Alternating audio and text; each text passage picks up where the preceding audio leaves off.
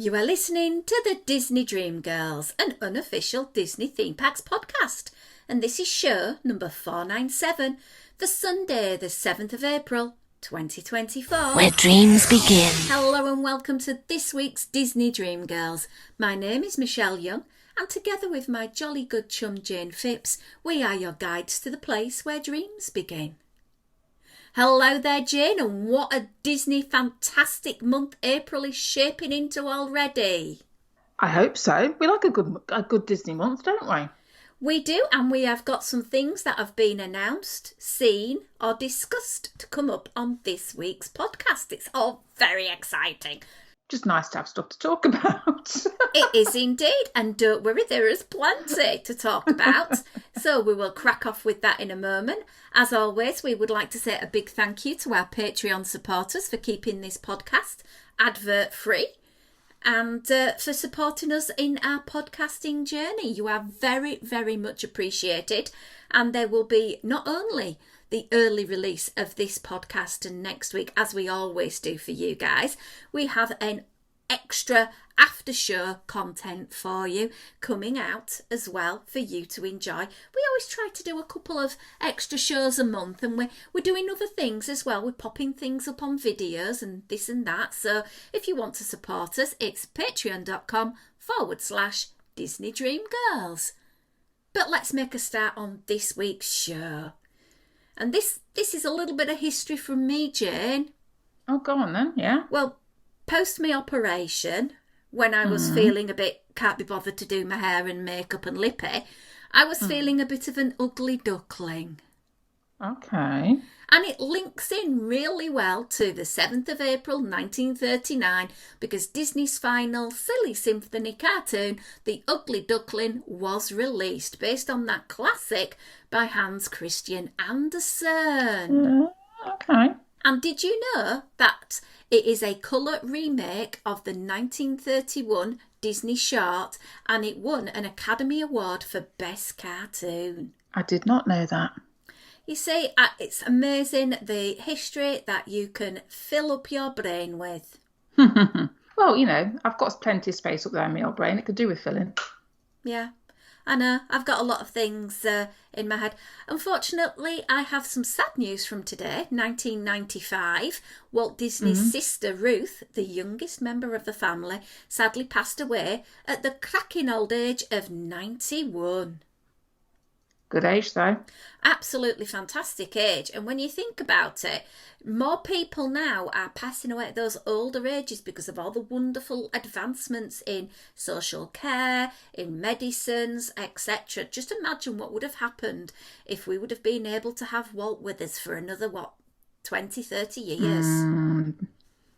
It doesn't bear thinking about, or it does bear thinking about. I'm not too sure, really. Yeah.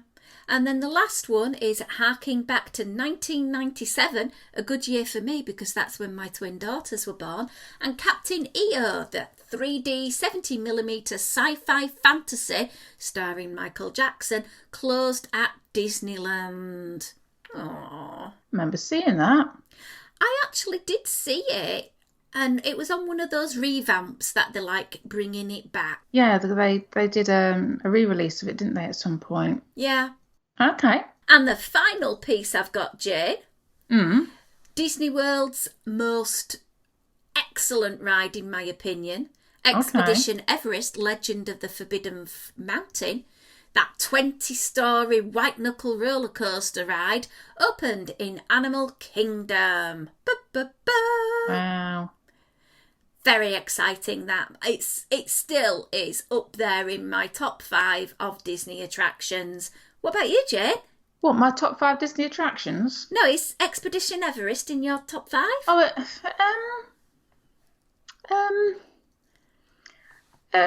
yes and no. I have ridden it. I've ridden it once, and I appreciate it. I'm not sure I'd put it up there in my top 5 though. Oh, okay. Well, at least you've ridden it. That's a plus. Which for me, and not being the mega roller coaster person, I'm quite proud of the fact that I've ridden it, and I would ride it again. I'm trying my ethos going forward in life is to try more things that I've shied away from. So, that Tower of Terror malarkey and that type of thing. So I will be trying them at some point in the future. I think that's a conversation that we will have later on, my lady, to find out we'll have a bucket list for Jane of all the attractions she needs to ride on when she gets back into Walt Disney World. Hopefully sometime in the next 12 months, maybe? Maybe. I feel now like I've opened a can of worms that I'm trying desperately to shove them all back in on. No, it's going to happen. It's fine. Okay, right, fine. Okay, so we have some news, and I'm going to kick the first one over to you, Jane, because on the 3rd of April, we had the Disney earnings call, and I gather there was a little bit of anticipation about seats to the board. So I don't know how closely people follow this, and obviously if you're a Disney shareholder, this was the time of year that you were allowed to vote members of the board into place. I do kind of follow a few different channels on the old YouTubes where they've been discussing this at length. We had a couple of what they call activist investors who were nominating people to the board. So not only this year could shareholders vote to retain the current Disney board, they could also vote, should they want to, people from a small group called Blackwell's Management, and then the other major group that people may have heard of is Trian. Trian is headed up by a chap called Peltz, and he also has Jay Rasulo with him, who is an ex-Disney chief financial officer who was working for Disney up until about 2015. So there was lots of hype and speculation around whether or not, particularly this Trian group, Peltz and Rasulo, would actually get voted onto the board. And there were some leaks that happened that kind of implied that Peltz was doing rather well with the vote casting. And it's all kind of got a bit funny and weird, because there's implications that who made the leak shouldn't have happened, because then it could be seen that the leak was trying to sway people who hadn't yet voted. It was all kind of quite tense because the voting window actually closed whilst the earnings call was actually in situ, when it was actually happening. As it turned out, nobody from the Peltz or Blackwells actually got onto the board. The existing board has effectively been reinstated, so there's no change to the board. And I think there is a swathe of fans out there that were hoping perhaps to have a change, because cinematically Disney hasn't really done all that well recently. There have been concerns about the lack of investment, the lack of new things happening in the parks. It was an interesting earnings call to listen to, because there was a bit of some sections were pre-recorded. So you got Mr. Iger doing a very nice pre-recorded piece, and he was promoting things that were upcoming. So there's a little sneak peek clip at Inside Out 2. And there was a still from Moana 2 that is supposedly coming out in November of this year. I will just add on, don't hold your hopes, because it's been done by an animation company that have never made an animated movie before. And the guy that's directing has never directed an animated movie before. So we'll see how that one pans out. There was a hint at an Avatar land. If you read the blurb that Disney actually did release, there was lots of words like possible, inspiration. It was another bit of a blue sky image that was shared. So again, wait and see on that one. So, and then the interesting thing was that we were watching some of the live feed, and when the votes had been cast, Disney's shares kind of dropped quite dramatically. I don't know how they've ended up overnight, but yeah, it was all very interesting, and it'll be even more interesting to see how we go forward, because these companies that didn't get seats on the board this time round have indicated that they will be pushing again for in a year's time. So watch this space, I think, would be the best analogy. Interesting times ahead for us Disney fans, and we will see what happens with all of that. So I think this week's show, we've got a bundle of news. The first little bundle, not a big bit exciting, I suppose. It's thinking about Roundup Rodeo barbecue. Food. Who'd have thought? I know. And I was very fortunate to have one of those sort of early day ADRs to go and try out the food at this eatery the other year. And what surprised a lot of people is there was no discounts at all offered at this eatery. Well, it's now been announced that annual pass holders and DVC will get 10% off the regular priced meal and non-alcoholic beverages, but not the alcohol. Okay. So it's $45 per person plus tax and gratuity. So let's just sort of think about that. You're in for $60.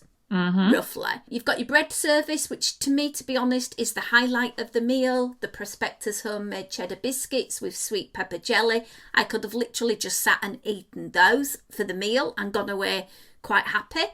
There's a couple of salads, which, quite nice. You've got a tomato or a watermelon one, quite refreshing. And then you can have a plant-based platter or a meaty platter. And to be quite fair, for me, it didn't blow me away.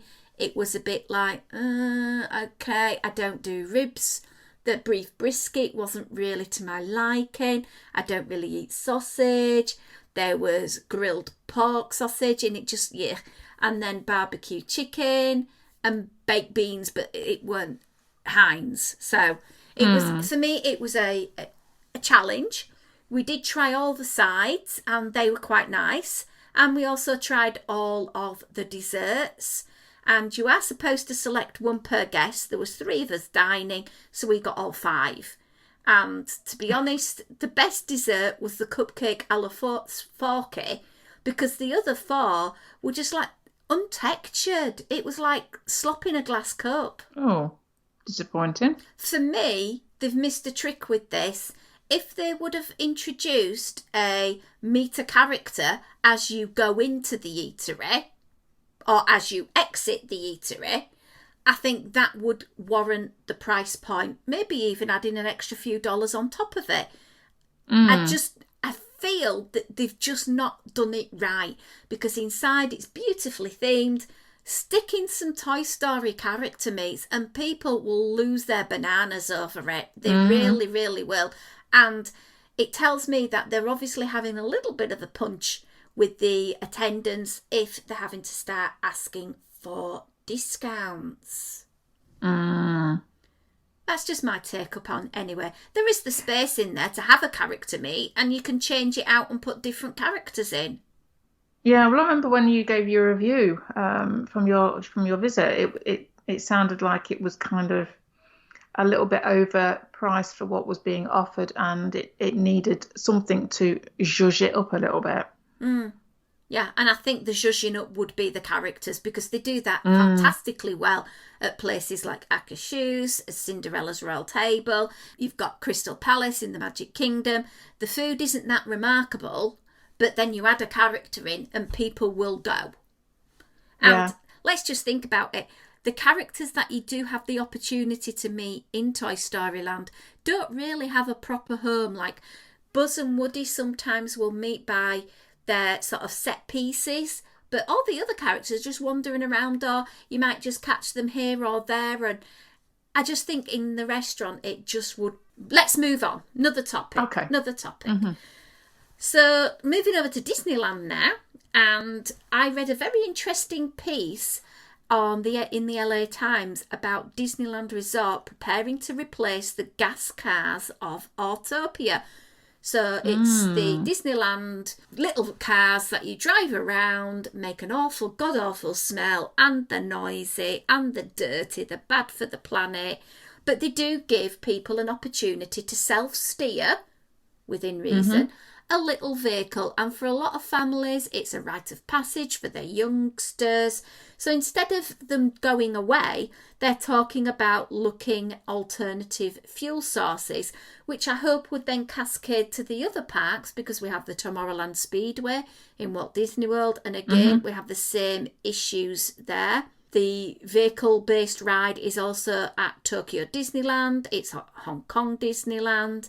Interesting though, Hong Kong's version, operated from 2006 to 2016, was already electric. Oh, okay. Interesting. I didn't realise that. It's going to be interesting to see how they manage this because I think they said in the article they're not sure whether it's going to be they're going to be electric or hybrid vehicles. Hmm. As a driver of an electric vehicle myself, and I love my electric vehicle, it drives beautifully, but there is an element of charging. Hmm. So that's going to be an interesting one to see how they manage to keep a fleet of cars charged enough to keep them going all day long. Because obviously it's a big people eater, isn't it? Yeah. When it's up and running. I did see somebody speculate and say whether or not they would have to, because I know this happens in Germany, they actually have a system where the cars can actually, on the motorways, they charge as they drive. There's something in the underneath the road surface. So that was another option, would be whether or not the rail effectively could be the charge, a bit like a tram network, I suppose. But obviously from that aspect, that's going to be costly because if that means you've got to replace your whole track system with an electrified track system to keep those cars get charged, I don't know. Well, the company itself is on the road for a sustainability programme to reach some environmental goals for 2020, for 2030. So that's 6 years ago. And they are sort of thinking, we're in Earth Month, so let's have a little bit of a discussion on that. You can think about the parking lot trams. Mm-hmm. Okay. They run on compressed natural gas rather Yeah. than diesel. So that's good. There's the monorail. Yeah. And that, as well as Mark Twain Riverboat, that runs on recycled cooking oil. Yeah, there's a few different companies do that for their HGVs and things like that, isn't it? So there are alternatives out there. So Yeah. it will be interesting to see if this goes ahead and what route they choose to take with it all. They also say that some of the Main Street vehicles, the sailing ship Columbia, and the Jungle Cruise boats are using compressed natural gas. Right. And surprisingly, and I didn't know this one, Radiator Springs Racers is partially powered by 1,400 solar powers. Oh, okay. I mean, obviously, being, say, both for California and for Disney World, they're both classified as sunshine states. So, solar panel farms are not an unusual sight in both of those states. So, yeah, there's that possibility as well. Very interesting knowing that Test Track's going to be having a little bit of a zhuzh up coming. Yeah, all car vehicles and stuff, isn't it? Yeah. So, I mean, isn't there an idea that Test Track is going to kind of evoke some of the old Test Track and the old World of Motion as well? I never got to see World of Motion, but I I did enjoy the Test Track dummies. The music as you were going through the queue, the theming, the detailing, and the logical sense that cars are designed and then tested on dummies, I feel worked really well. Whereas for me now, as I go into that attraction, I just walk straight through designing a car. I just can't be bothered with it. Yeah, no, I think I'm kind of the same. You're kind of going more for the ride aspect than you are the creating aspect, aren't you? So yeah, it's going to be interesting to see because I mean, obviously, World of Motion was basically kind of talking about the history of motion and how we've got where we are and looking forward to the future. So yeah, it'd be interesting to see how they're going to tie it all in. So Universal are talking about what's coming to their exciting Orlando-based theme parks. And what have we got coming at the moment? Well, we all know Tiana's Bayou Bash, which some of us on our family page were trying to get our head round. The design posters, thank you Stephen Klamaska, who knows these things, said, well, it's a nice little homage to the original Splash Mountain poster that they used with similar fonts, similar sort of background with the fantastic splashdown. But then I've got friends that are living in the New Orleans area saying, yeah, New Orleans is flat, love. I don't know where the hill's coming from. So that was quite interesting. We've got the Communicore Hall, the character meet and greet area coming. It's almost there. You can smell it. There's that wonderful area where there's lots and lots of emptiness. There's seating and you can go and line up and go and meet the Walt statue. And then this week they dropped a new offering, Jane. Yes, an acrobatic act. Would that be the right Yeah, way to it was describe sort that? of like a mini spaceship Earth ball made of steel with, I think, six of the most talented acrobats I've ever seen. They were fantastic. Mm. The way that they were able to contort their body to the music as this ball spun round, it really was sensational. Does it fit with that part of the park? Does it fight against what's coming with Universal? Definitely not. But it did give me a thought thinking that when you go around the pavilions, I remember things like the performance artist in France who used to balance up all the chairs. Where's he gone? Yeah, I must admit there was part of me kind of when I saw some of the video footage that was coming out, and it was like, as somebody who appreciates burlesque and cabaret performances, Hmm. the artistry and the skill, Oh, bob on, wow. absolutely Yeah. amazing. And it also evoked memories of going to Epcot in the early to mid 90s, and there were lots of these little um, peculiar sorts of acts happening around. This is going back in the day when Future World was open, and World Showcase didn't open till 11 a.m. and what have you. So there was all those little pockets of entertainment that were happening. So it Hmm. gave me those sorts of vibes. I'm sure I've got photos and video of similar types of acrobatic acts happening.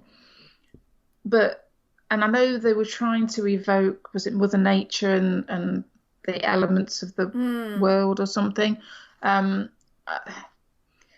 how that works nowadays, I don't know. And as you said, Michelle, when you've got this massive, new park about to come and hit the Orlando area in probably just over a year and a half's time, and Disney are bringing out new buses, an acrobat act. When Mr. Iger was asked the question in the earnings call, all he could talk about was what they've done over the past few years, not what's going to be happening. We didn't even get like a little sneak peek at a possible opening date for Tiana, which would have been nice. All we know is still summer. Hmm. So, yeah, see what they're trying to do, but is it going to compete against a brand new park just down the road? Yeah, I don't think so. No. But let's have this. Maybe not in that area. Maybe fit it in with a showcase country. And I'd love to be able to go visit that place and watch this because it absolutely mind blowing. But I just don't think it's a draw to just this seating area. But that's No. anyway. Walt Disney Imagineering have got some exciting things coming on their brand new, or fairly new, YouTube channel. Hey. So obviously they've decided they're not going to bother putting any new things about Imagineering on Disney Plus anymore, and they're going to stick it on YouTube's. I'm happy with that, not being a Disney Plus subscriber. Well, yeah, it works out for you, doesn't it? Yeah, but this is something that I think Disney Plus is missing, that element of they could have a lot of free advertising basically for the parks around the world by adopting a YouTube vloggy, whatever kind of vibe you want to it.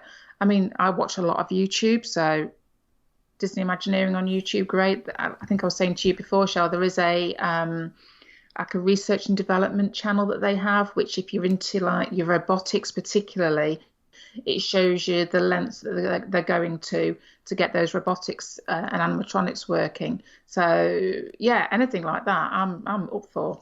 And we were discussing, we both do buy into watching a lot of the vloggerati Mm, sharing their day in the parks, not necessarily for their accuracy of their content, but to have the glimpse into the parks and to be able to mm. see what the parks are like and things like that. So maybe Disney having someone, remember when Stacey Aswad used to do her shows, and that was Yeah, available. exactly.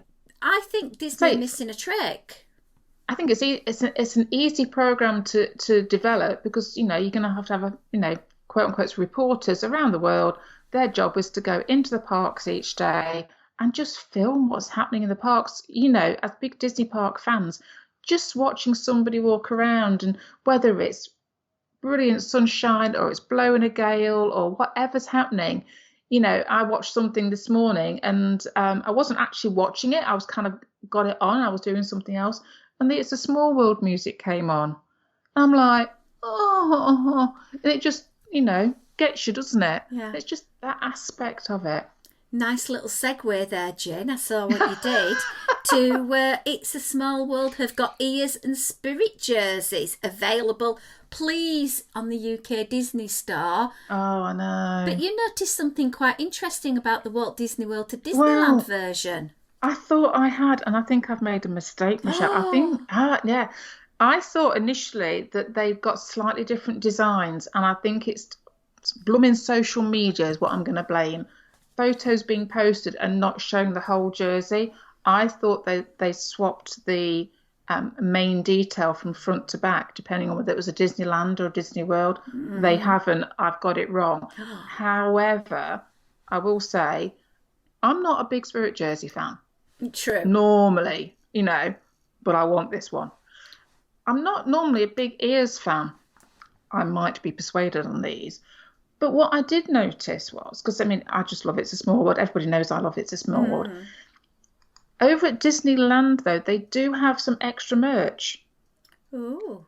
So they've got a grey zip-up hoodie that's got the like a design on the reverse of the hoodie. They've also got socks. Oh. Because who doesn't like a pair of socks? They've actually got like a little card game thing, which I'm very intrigued by. I'm not sure how it works. It's just called It's a Small World game card set. And there's all these cards and it looks like they've fit together to make something. I don't know what it is, but I'm intrigued. And it's like, Disney, just get this stuff onto Shop Disney because you would have all of Jane's money. There's a mug. It's a black mug and I don't normally do black mugs, but I'm liking it. You know, it's like, and there's a throw as well, a nice fleecy throw with all those lovely Mary Blair geometric shapes on it. Yes, please. Can we have it over here, please? This is where I miss the Disney store. Fingers crossed. You know, if we had a Disney store. Oh, but yeah, it looks lovely, and it's yeah. I would be spending money very, very quickly if I was in the States at the moment. Okay, well, last bit of news then, Jane, for this week's podcast is that the Disneyland Resort has got a brand new glow-in-the-dark Loungefly mouse ear headband inspired by the Three Caballeros and the Mexico Pavilion of Epcot, and it has the word Mexico down the headband. It's like, why is that in Disneyland? But this does happen occasionally, doesn't it? I mean, Three Caballeros as a concept from the cartoon, fine. But then why go and make it about, why highlight the Mexico Epcot element? That doesn't seem right somehow. It's like the other week, my friend was after a pair of Stitch ears for Disneyland Paris. They turned up in Disneyland Paris Pavilion at Epcot. Yeah. It's like you It's weird. Because surely to goodness, especially when it's park-focused merchandise, it needs to be in the park it relates to, not somewhere else, because otherwise it takes away the specialness of being able to buy it in that park alone. True. Anyway, that's going to call an end to this week's show. If you would like to get in touch with any comments, it's info@disneydreamgirls.com. You can find us on Instagram @DisDreamGirls. Join our family page, Disney Dream Girls Podcast Family, over there on the old Facebook.